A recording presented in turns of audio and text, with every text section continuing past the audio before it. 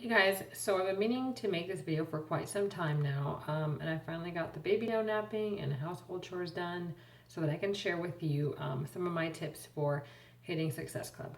I've been a coach since August 2014, so about 17 months, almost 17 months, and I have hit Success Club every single month since then.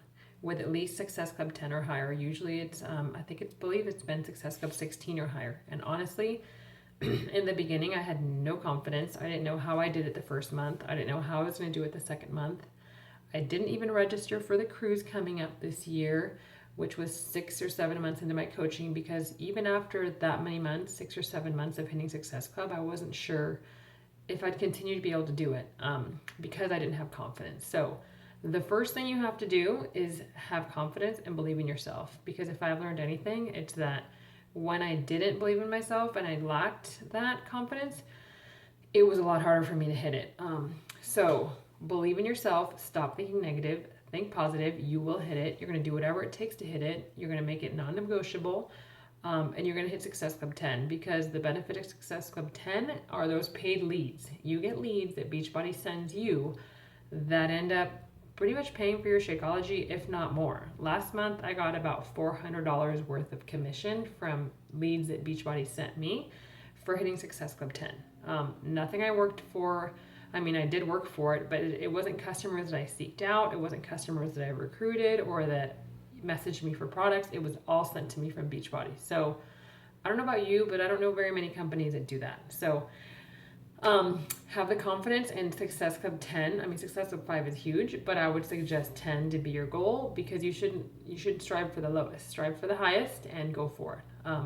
It'll get you a lot of benefits in your business. It'll get you on that trip. It'll get you to Summit, on that stage. So some of my tips. First and foremost, you have to have your power hour every day. You have to have an hour a day where you dedicate to the business, whether it's in the morning or at night. And you have to message. You have to message people, at least 3 people a day, inviting them to your free groups, inviting them to your paid groups, asking them how it's going, how they're just random messages to reach out to friends and starting conversations. That is the first thing. Once you start those conversations and you gain some interest or they're asking questions, you really need to follow up with them. Set yourself a reminder. I use Asana because you can add the task.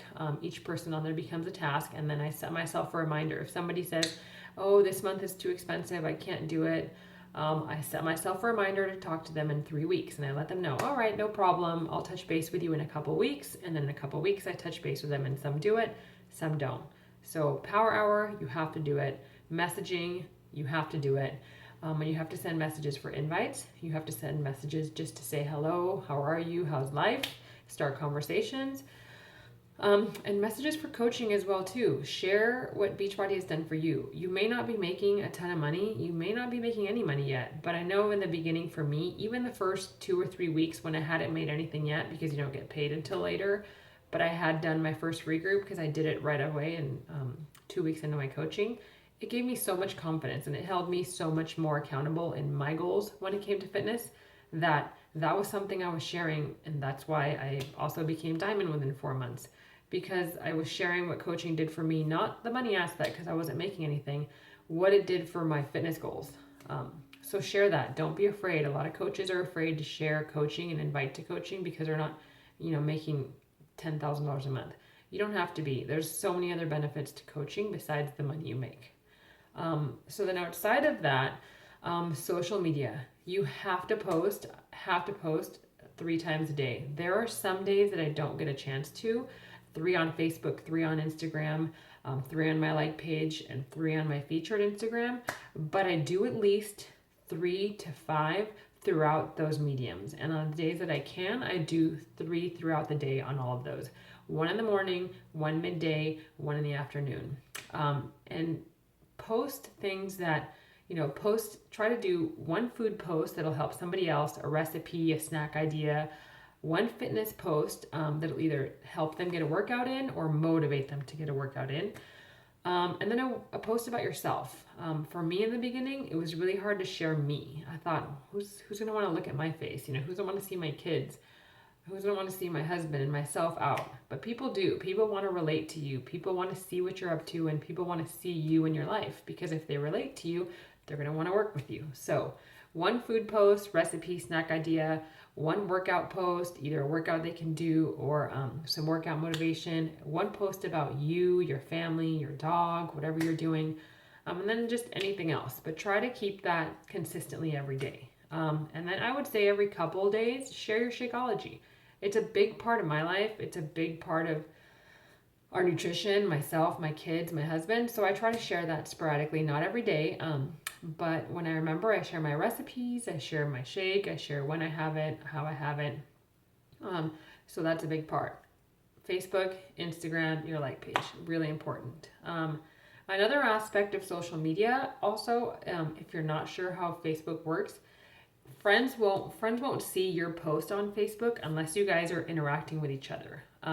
If people have a lot of friends, you won't show up on their feed unless you guys are interacting. You're liking their post, they're liking yours, you're commenting. So sometimes people think of it as a waste of time, but spend 10 or 15 minutes just scanning your Facebook wall, liking people's pictures, commenting on them.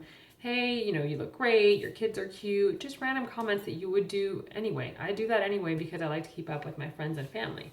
So do that to increase your engagement with your friends on Facebook. They might see your post and think, oh, Stacy, I have to reach out to her. I really wanted to check out that program. And they won't remember unless they see your comment or your like. So take 10, 15 minutes a day to do that on Facebook and on Instagram, and that will also increase some engagement as well.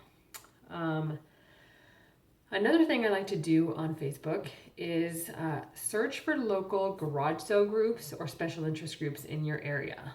People like to work with coaches in their area. Even though we can coach people in Canada, across the United States, people sometimes tend to be more familiar with people in their area. So search for those groups. Search for local garage sale groups in Facebook. Search for, if you're a runner, search for a running group. If you love pugs, search for a pug group. If you like DIY or crafting or quilting or whatever, search for groups in that niche. Get to know people, make friends with people in that group, send them friend requests. That has been a huge part for me, how I get to know people. I'm in a runner's group, I'm in a mom's group, I'm in a cleaning group. I'm in more groups than you could possibly imagine. In the beginning, it was just because I liked them. I enjoyed selling stuff on there in the garage sale groups. I enjoyed meeting new moms. But once I became a coach, I realized that they were a big asset to how I met people, how I made new friends. So definitely do that. That's been huge for me. And if there aren't any in your area, create one. Create a clean eating group. Create a quilting group if you like to quilt. Create a DIY group, for arts and crafts, or maybe a mommy and me group. Whatever your niche is, create the group if you can't find one. Add people to it. Add friends. Have them add friends. And, make your own arena. Another way to hit Success Club every month is this one is a must, have your groups. You should have a free group and a paid group every single month, non-negotiable, because people want continued support. If they know that you're going to host them every month, and they know that you're going to help them every month, excuse a text message, they're going to want you to help them. They're going to reach out to you and they're going to know that you're dependable. So have that group every month. If you haven't had your paid group yet, have it, because once that paid group is over, what I did was I turned that paid group, at Anna's suggestion, into a long-term, ongoing clean eating workout recipe swap group. So if I message somebody and they can't get a challenge pack right now, or they can't afford it, but they can afford it later, I let them know, hey, you know what? You're welcome to my group anyway. I can help you by, you can share some recipes in the group. You can see what I've shared in there. You can get some clean eating ideas, snack ideas, workouts. I post in there once, maybe twice a day, and that will benefit you as well in the meantime and keep you accountable. So I've added people to that group. They've added their friends. So I have a lot of people in that group that aren't even my friends on Facebook quite yet, but they see the exposure to my posts, and some of them have reached out to me to join my next paid challenge group. So it's a good resource. I also post when my groups are in that group, and they're more likely to see them as they would in my Facebook feed. So if you have not hosted your free group, that is a huge reason why you should.